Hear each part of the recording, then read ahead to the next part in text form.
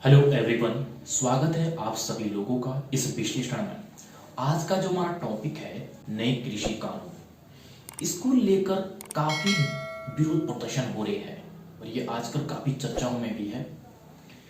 इसको लेकर सरकार का ये कहना है कि जो ये नए कृषि कानून है इससे किसानों का उत्थान होगा और लोगों को अनेक अवसर प्राप्त होंगे। हालांकि ये भी जरूरी है कि 21वीं सदी के भारत में कृषि से संबंधित सुधार होना भी बहुत जरूरी है। हम इस बात पे नहीं जाएंगे कि पक्ष और विपक्ष क्या कह रहा है। हम इन नए कानूनों में क्या क्या प्रावधान है इसको समझने की कोशिश करेंगे। हालांकि जब पूरे देश में लॉकडाउन था तो उस दौरान 5 जून 2020 को सरकार ने अध्यादेश के माध्यम से कृषि से संबंधित प्रावधानों को लागू कर दिया गया। अध्यादेश क्या होता है इसको सबसे पहले हम समझ लेते हैं कि अध्यादेश क्या होता है। यदि किसी विषय पर कानून बनाना बहुत ही जरूरी हो तो संसद सत्र का इंतजार किए बिना उस विषय पर सरकार अध्यादेश के माध्यम से कानून लागू कर सकती है। ये कहता है अध्यादेश। अध्यादेश का प्रावधान भारतीय संविधान में अनुच्छेद 123 में दिया गया है। केंद्र के परिप्रेक्ष्य में अनुच्छेद 123 ये कहता है कि राष्ट्रपति को अध्यादेश जारी करने की शक्ति होगी। अगर हम राज्य विधानमंडल के परिप्रेक्ष्य में देखें तो राज्य विधानमंडल के परिप्रेक्ष्य में भारतीय संविधान में अनुच्छेद 213 में यह प्रावधान है अध्यादेश का। अनुच्छेद 213 ये कहता है कि राज्यपाल को अध्यादेश जारी करने की शक्ति होगी। तो इस तरह से वर्तमान सरकार ने 5 जून 2020 को अध्यादेश के माध्यम से कृषि से संबंधित ये प्रावधान लागू कर दिए, जिसे कि आगामी संसद सत्र में इसे संसद से पारित करना बहुत ही जरूरी था। जो आगामी संसद सत्र चलना था मानसून संसद सत्र 14 सितंबर 2020 से शुरू हुआ। तो इस दौरान ये कृषि से संबंधित प्रावधानों को भी संसद से पारित करना था। तो इस तरह से 17 सितंबर 2020 को लोकसभा में कृषि से संबंधित विधेयक ये पेश कर दिया गया। 17 सितंबर 2020 तो लोकसभा से ध्वनि मत के आधार पर इसे पारित कर दिया गया। तो इसके बाद लोकसभा से इसे राज्यसभा में पेश किया गया 20 सितंबर 2020 को। उस दिन शायद रविवार का दिन था। 20 सितंबर 2020 को राज्यसभा से भी ध्वनि मत के आधार पर इसे पारित कर दिया गया और अंततः राष्ट्रपति ने इन विधेयकों पर अपनी मंजूरी दी और ये विधेयक उसके बाद कानून बने। तो सबसे पहले हम ये जानने की कोशिश करेंगे कि ये कौन कौन से कानून है और इन कानूनों में क्या क्या प्रावधान है। जो सबसे पहले जो कानून है वे कानून है कृषक उपज व्यापार और वाणिज्य संवर्धन और सरलीकरण अधिनियम 2020। इस कानून में अगर देखा जाए तो इस कानून के तहत एक ऐसे इकोसिस्टम बनाने का प्रावधान है जिसमें कि कृषक और व्यापारी मंडियों से बाहर फसलों को खरीद व बेचने की आजादी होगी। यानी कि अब कृषक मंडियों से बाहर भी अपनी फसल को बेच सकता है। इस कानून के कुछ प्रमुख प्रावधान है जिसमें कि कृषक अब एपीएमसी मंडियों से बाहर भी अपनी उपज को बेच सकता है। यानी कि एपीएमसी मंडी यानी कि एग्रीकल्चर प्रोडक्ट मार्केट कम्युनिटी, ये एक सरकारी मंडियां होती है। इससे बाहर भी अब कृषक अपनी फसल को बेच सकता है और साथ ही अपने राज्य और अपने राज्यों से बाहर भी अपनी फसल को बेच सकता है। देश के किसी भी हिस्से में कृषक अब अपनी फसल को बेच सकता है। और जो कंपनियां इन फसलों को खरीदेगी, पहले तो इनका प्रॉपर रजिस्ट्रेशन होता था। अब पैन कार्ड के आधार पर कंपनियां कृषि से संबंधित व्यापार कर सकती है।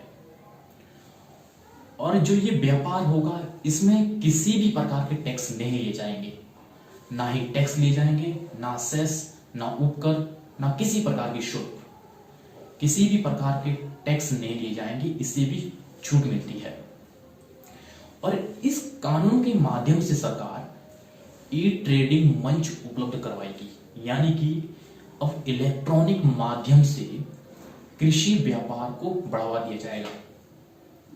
और इन सब को मद्देनजर रखते हुए अगर कंपनियों और कृषकों के बीच कुछ विवाद होता है तो उन सब के समाधान के लिए स्थानीय स्तर पर कोर्ट का गठन होगा, जिसमें कि एसडीएम कोर्ट और डीएम कोर्ट का प्रावधान है। 30 दिन के भीतर इन कोर्ट में कृषकों की सुनवाई होगी, कृषि से संबंधित सुनवाई होगी। सबसे पहले जो अपील होगी वो अपील होगी एसडीएम कोर्ट पे। एसडीएम काउंसिलेशन बोर्ड का गठन करेगा, जिसके माध्यम से दोनों पक्षों को सुना जाएगा और एक फैसला सुनाया जाएगा।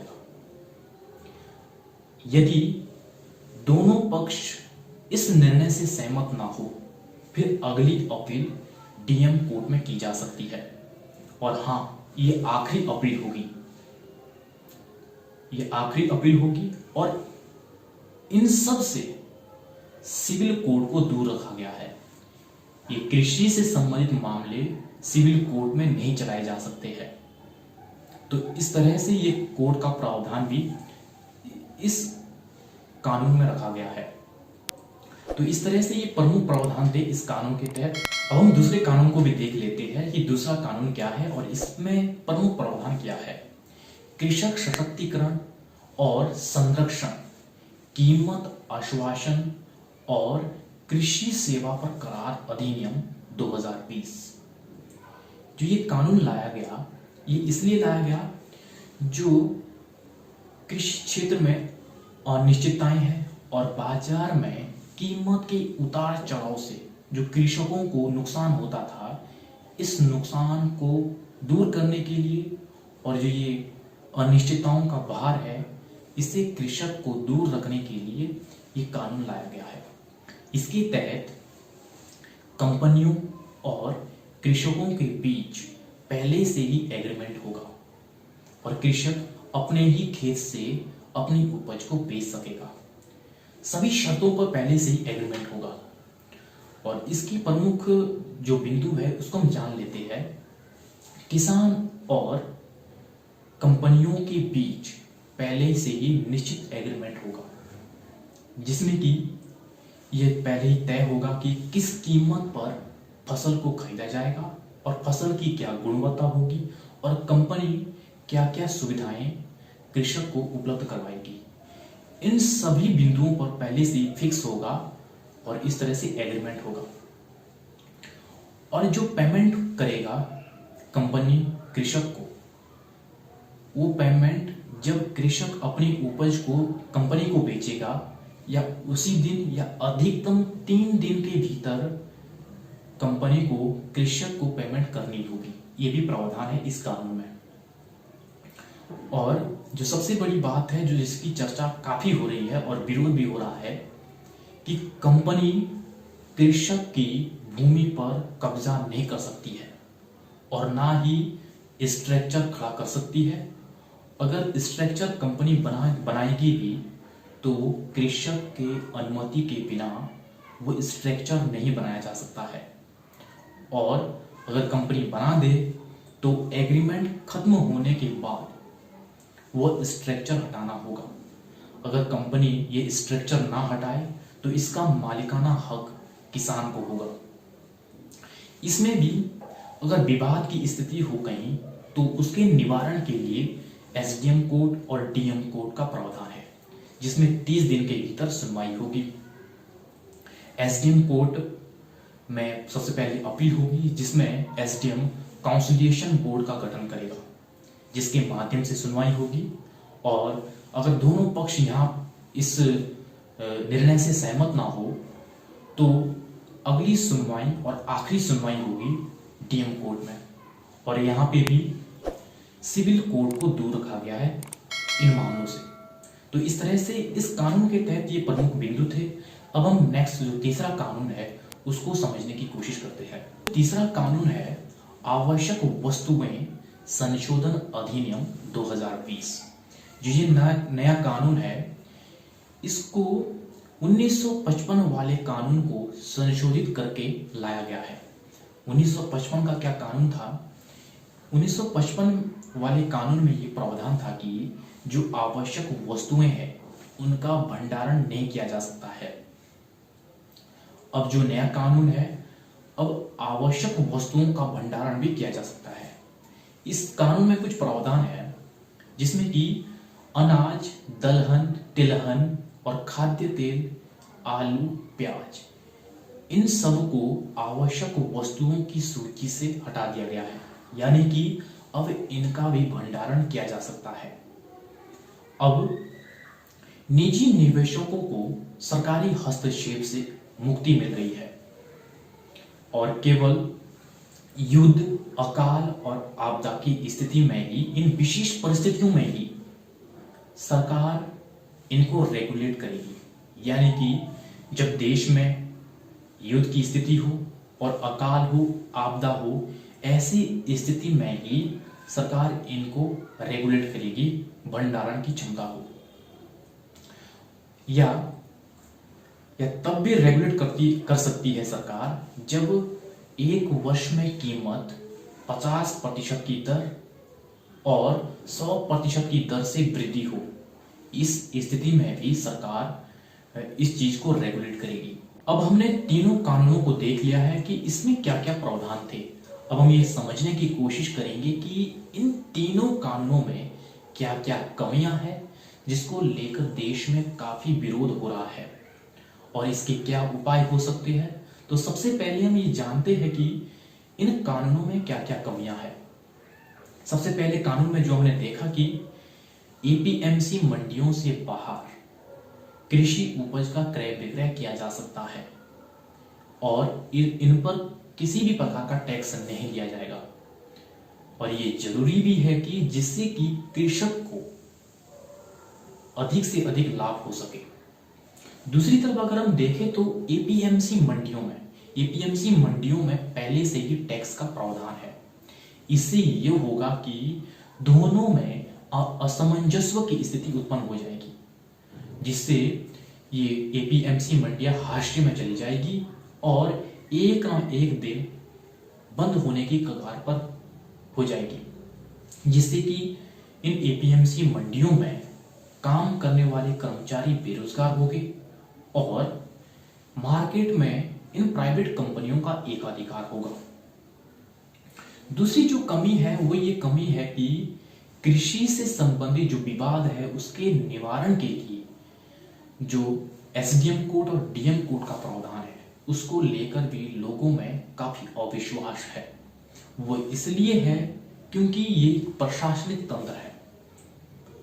लोगों को ये लगता है कि क्या ये न्याय दे पाएगा कि नहीं दे पाएगा, क्योंकि ये स्वतंत्र निकाय नहीं है और कृषि से संबंधित मामलों में इसकी सुनवाई सिविल कोर्ट में भी नहीं हो सकती है। ये एक इसकी कमी नजर आती है। अगली कमी ये है कि कोई भी कंपनी पैन कार्ड के आधार पर कृषि उपज को खरीद सकती है, जिससे ये होगा कि धोखाधड़ी काफी बढ़ेगी और कंपनियों को पकड़ने में भी काफी कठिनाइयां होगी। जो अगली ये कमी है कि कंपनी और कृषक के बीच जो एग्रीमेंट होगा उस एग्रीमेंट में पहले से ही फिक्स होगा कि फसल की क्या गुणवत्ता होगी, किस कीमत पर खरीदा जाएगी। यदि ये हो कि मार्केट में कृषक की उपज को ज्यादा दाम मिले तो ऐसी स्थिति में कृषक को नुकसान होगा। अगली ये कमी है कि इन कानूनों में एमएसपी का कोई प्रावधान नहीं है, जिसको लेकर लोगों में काफी आक्रोश है। ये एमएसपी का प्रावधान होना चाहिए। अब हम ये देखते हैं कि इसके क्या उपाय होने चाहिए। उपाय ये होने चाहिए, जो सबसे पहले हमने कमी देखी उसमें ये था कि एपीएमसी मंडी और प्राइवेट कंपनियां, इसमें असामंजस्य होगा। इसमें सामंजस्य होना चाहिए, या तो दोनों में ही टैक्स नहीं होना चाहिए या दोनों में ही होना चाहिए, जिससे कि एक दूसरे का कॉम्पिटिटर हो, किसी का एकाधिकार ना हो सके। दूसरे उपाय ये हो सकता है कि जो एसडीएम कोर्ट और डीएम कोर्ट है, इसके अतिरिक्त सिविल कोर्ट के अधिकार भी लोगों को दिए जाने चाहिए, जिससे लोगों का विश्वास बना रहे। तीसरा ये उपाय हो सकता है कि जो पैन कार्ड के आधार पर कंपनियां कृषि उपज की खरीद कर सकती है, इसके का प्रॉपर रजिस्ट्रेशन होना चाहिए। यानी कि पैन कार्ड के आधार पर धोखाधड़ी हो सकती है, इसका प्रॉपर रजिस्ट्रेशन होना चाहिए और एक प्रॉपर सिक्योरिटी अमाउंट भी जमा होना चाहिए, जिससे कि धोखाधड़ी कम हो सके और लोगों का भी विश्वास बना रहे। अगला जो उपाय हो सकता है ये उपाय हो सकता है कि जो प्राइवेट कंपनी और कृषक के बीच एग्रीमेंट होगा, इसमें पहले से ही कीमत निर्धारित होगी और फसल की गुणवत्ता, यदि मार्केट में उस फसल की कीमत ज्यादा मिले तो इन प्राइवेट कंपनियों को भी इस एग्रीमेंट में ये लचीलापन होना चाहिए, जिससे कि कृषक को बढ़ी हुई कीमत मिल सके। अगला जो ये उपाय होना चाहिए वो ये उपाय होना चाहिए एमएसपी का। एमएसपी बनी रहनी चाहिए, जिससे कि इन प्राइवेट कंपनियों को भी एक न्यूनतम प्राइस से नीचे का स्लैब से खरीदने की अनुमति ना हो सके। एमएसपी होनी चाहिए, बिल्कुल होनी चाहिए, जिससे कि लोगों का जो ये विरोध है वो भी एमएसपी को ही लेकर काफी विरोध है, क्योंकि इन कानूनों में एमएसपी का कोई प्रावधान नहीं है। एमएसपी होनी चाहिए, मिनिमम सपोर्ट प्राइस, जिससे कि लोगों का विश्वास बना रहे। और इसके अतिरिक्त ये है कि सरकार को ये करना चाहिए, कृषक वर्ग को पूर्ण रूप से विश्वास में लिया जाना चाहिए, जिससे कि कृषकों को यह विश्वास हो सके कि ये जो नया कानून है यह पूर्ण रूप से कृषकों के हित में है, और जिससे कि ये हो सके कि जिनके लिए कानून बनाया गया है वह पूर्ण रूप से विश्वास में आ सके।